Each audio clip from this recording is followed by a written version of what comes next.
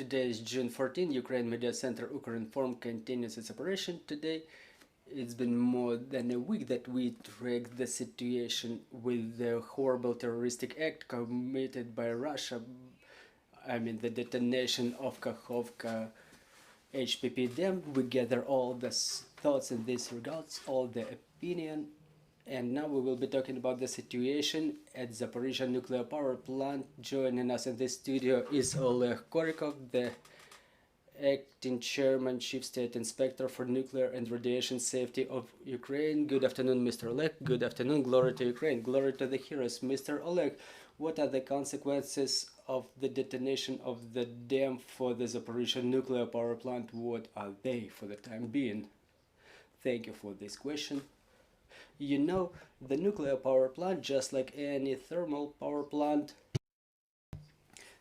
in a normal mode of operation, consumes a lot of water resources. For example, the block generating 100,000 megawatts consumes about half cubic meter of water per second, and during 1 year it's 10 or 15 million cubic meters of water per annum. This is the amount of water consumption for one energy generating block. That's normal for any country, for any nuclear power plant or thermal power plant. But for the time being, all of the 6 power generating blocks of the Zaporizhia nuclear power plant are in idle mode, and the consumption of water respectively is lower.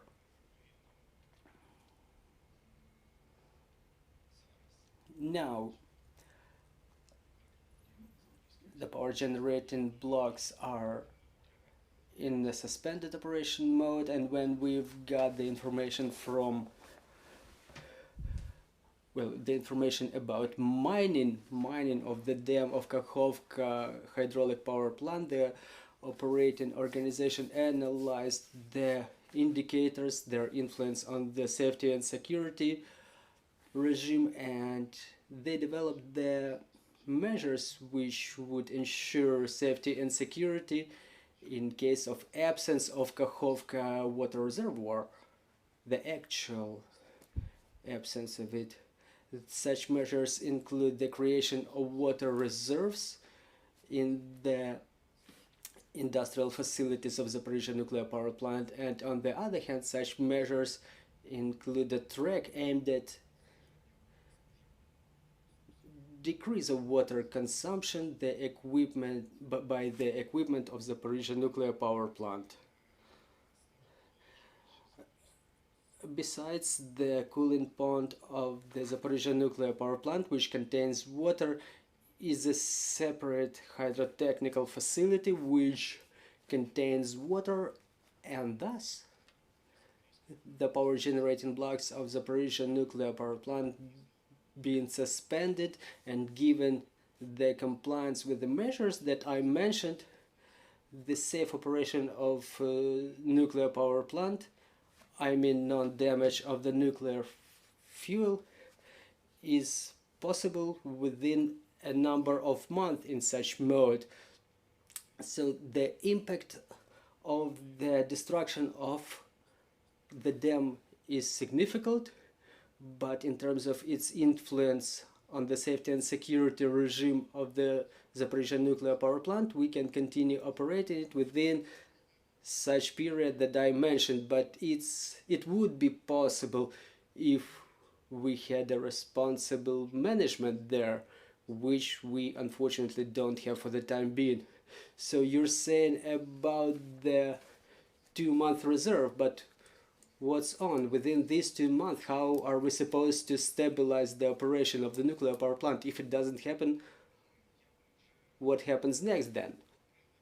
As we mentioned already in different platforms, the only safe way is to ensure the safety and security of operation of Zaporizhia nuclear power plant only by returning it under control of the legitimate and competent operator such as Ukrenergo Atom, and its return under the control of the legal and legitimate Inspectorate of the Nuclear and Radiation Safety of Ukraine, its full demilitarization and the occupation of Zaporizhia nuclear power plant. So there is international consensus on this issue.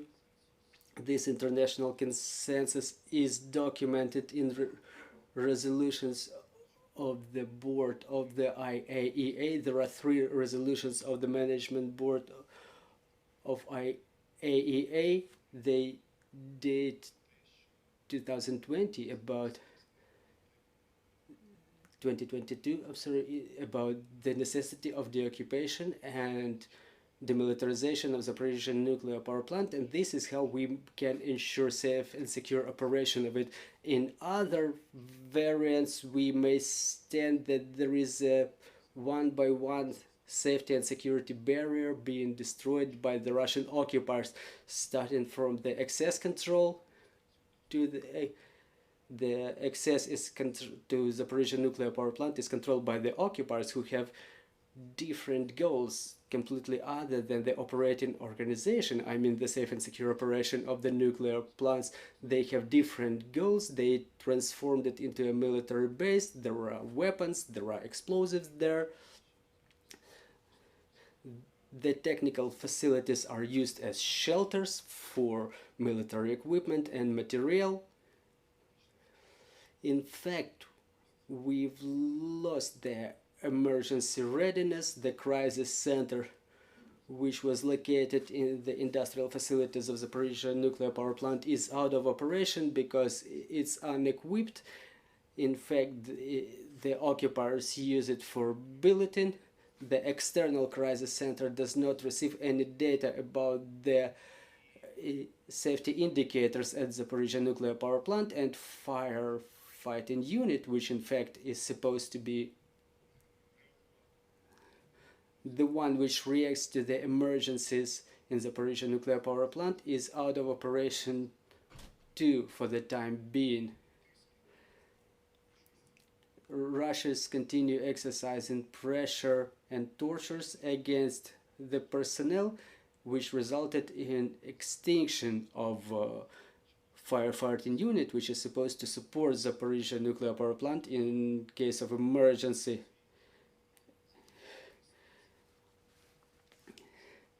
And there is a list of violations of the safety and security rules, and I can continue on and on. Just 2 weeks ago, upon the order from the Moscow, the radiation monitoring indicators transfer was terminated from Zaporizhia nuclear power plant, which is unacceptable. It's the violation of requirements of radiation safety and security rules, and the IAEA team, which is currently staying in Zaporizhia nuclear power plant, they just hand over those indicators in a manual mode using telephone. They hand those indicators over to the headquarters of IAEA in Vienna. They're being input there manually, and thus they become available to the members of IAEA. So again, barrier by barrier, barrier by barrier, the principles of safety and security are destroyed in Zaporizhia nuclear power plant. Well, by the way, IAEA, Rafael Grossi, the Director General, was supposed to be visiting Zaporizhia nuclear power plant today. It have not happened. But still, what are the changes that we expect after his eventual visit to Zaporizhia nuclear power plant? We met yesterday with Director General of IAEA, Mr. Rafael Grossi, and obviously we asked him about his plans. His goal is to make a visit to Zaporizhia nuclear power plant and respectively to rotate the personnel of IAEA specialists. For what we know now, it's the 8th shift of IAEA specialists working there. Their mission was established from the 1st of September 2022, and now it's team number 8 working there. And the head of MAGATE is supposed to bring the team number 9 to rotate team number 8. For the time being, the rotation of the team was suspended for another 2 weeks.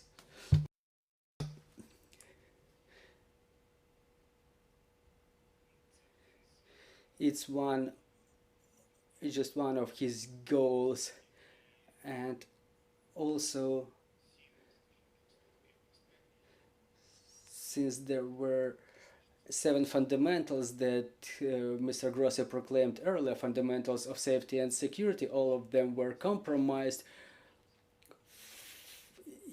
for general perception. The formulating of the basic principles of safety and security, they are formalized in those 7 pillars, as we call them. All those principles of safe and secure operation are ruined, they are not complied with, and the Director General of IAEA proposed 5 new principles to prevent an emergency, or for example any damage, any illegal damage to Zaporizhia NPP. Can you name them? Well, they are posted in official resources of IAEA. I don't want to repeat them, but in our opinion, in opinion of Ukraine, that information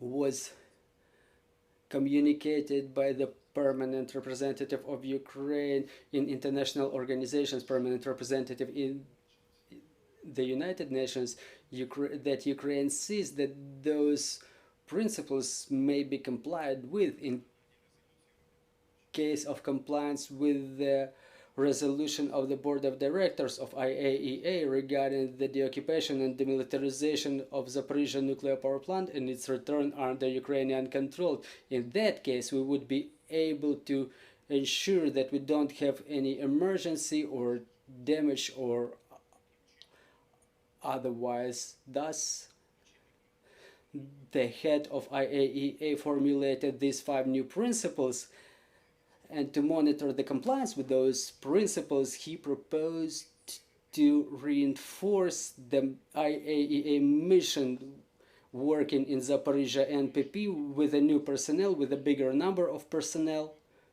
with more experienced personnel to monitor the situation of Zaporizhia NPP in more detail given the situation.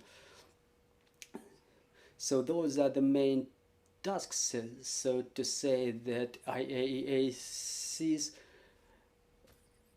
before this particular visit of the Zaporizhia NPP. On our part, we've also proposed to have IAEA assist. Well, we know that the regulating body for radiation safety and security of Ukraine, under conditions when the occupiers act irresponsibly and unpredictably, diplomatically saying, meaning the destruction of the dam and in compliance with the safety and security principles. On our hand, we approved the resolution on switching the power generating block number 5 into idle mode, but that resolution is not complied with because the occupiers impede the Ukrainian personnel to fulfill that resolution. And thus we also proposed IAEA to support us to help switch that power generating block into called idle. So if we don't make it, what are the risks for the power plant? Well, the risks for the nuclear power plant are unpredictable actions of the occupiers. This is the biggest challenge we're facing for today. Thank you very much, dear colleagues. Do we have questions on the floor? Good afternoon, Valentin Marchuk, Ukrinform, Energoatom says that the longer Russians stay at the facilities of Zaporizhia NPP, the more it results in the damage of the equipment and degradation of the power generating block. So what's the condition of the equipment for the time being? Thank you for this question.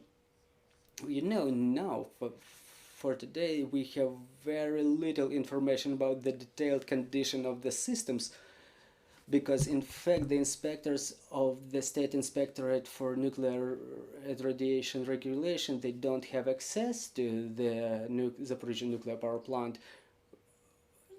Back in our time, we evacuated the personnel, we brought them to the territory under Ukrainian control, and for the time being we have no access to Zaporizhia nuclear power plant. The operating organization, they have the personnel which is dedicated to the principles of safety and security, which continues working in compliance with the resolutions of the legitimate management, Ukrenergoatom. So they are the only ones from whom we get the information. We will get the detailed information about the equipment only after the occupation, when the NPP ends up under the Ukrainian control, and this is when we will be able to inspect thoroughly the safety and security equipment.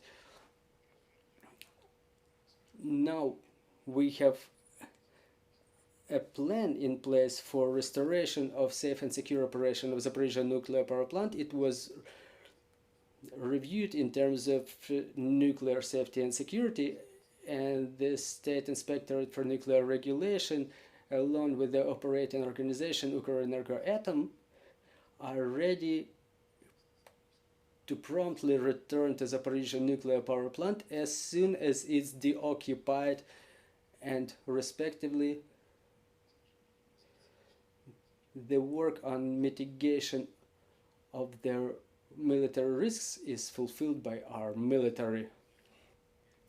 After the return of Ukraine, after the return of the Zaporizhia nuclear power plant under Ukrainian control, how soon it can be relaunched and how it will operate in terms of operation of the cooling pond. Is its resource sufficient? Well, thank you for this question. It's difficult to say about the time that it will take for their recovery and restoration. We don't know the exact condition of the equipment. We will have to analyze its condition, and respectively we will be able to understand how much time it will take to restore its normal operation. We understand that the situation with the power grid in Ukraine is difficult, but there are safety and security principles, and Zaporizhia NPP will only be operated in compliance with those principles. So I cannot give you the exact time frame, but that will be a very intensive and responsible work that no one has ever done in the world, by the way. Thank you. Then another question. There was information in foreign media that the head of IAEA will not visit the Zaporizhia nuclear power plant in view of the security situation there, but now that you've mentioned that you had a meeting with him, to what extent is that information faithful? So is he going to visit it or not?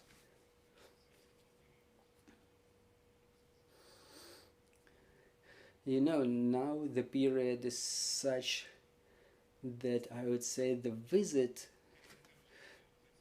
by the Director General of such international organization of such level is accompanied by the international security forces, so to say, and they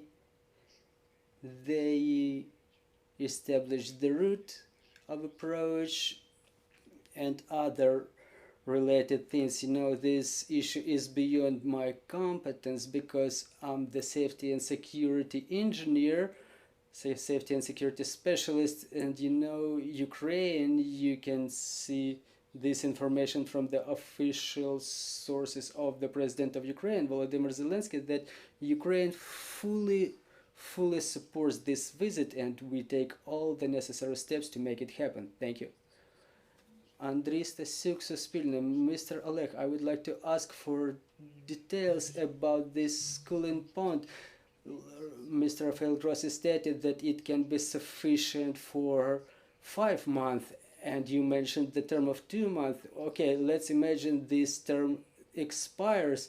How can we pump water in there? Now during summer it will get drier. Is it practically real to pump water over there to continue cooling of the reactors? Well, I would not fix those time frames because this regime of operation is unprecedented, and those forecasts like 2, 3, 5 months, it all depends on whether the measures will be taken related to minimization of water resources consumption and other measures related to creation of water reserves. Or for example, there are additional water consumption sources, but they are sufficient to disseminate the heat from the radiated nuclear fuel. So there is a lot of indefinition. There are forecasts, but we will see in practice how it works. And given this irresponsible management of the nuclear power plant and respectively their irresponsibility, is difficult to predict anything. You know, the first thing we have to do is to return the Zaporizhia nuclear power plant under Ukrainian control, and we will return it to normal and safe operation mode. But is there a mechanism to pump the water to this cooling pond? The water will evaporate. The water level will keep falling on and on. Maybe it can be connected by some pumps and hoses to the waterbed of Dnipro. Well, yes, there are obviously mechanisms to ensure the stable dissemination of heat from the radiated nuclear fuel, but given the occupational management and unpredictability of their actions, we cannot be sure about the safe and secure operation of the Zaporizhia nuclear power plant. I have another question. Could you please tell us what is the number of Ukrainians, the employees, engineers, specialists who are currently staying at the Zaporizhia nuclear power plant? You can get the details from Ukrenergoatom, the operating organization. The latest figures that I have are from 1 to 2,000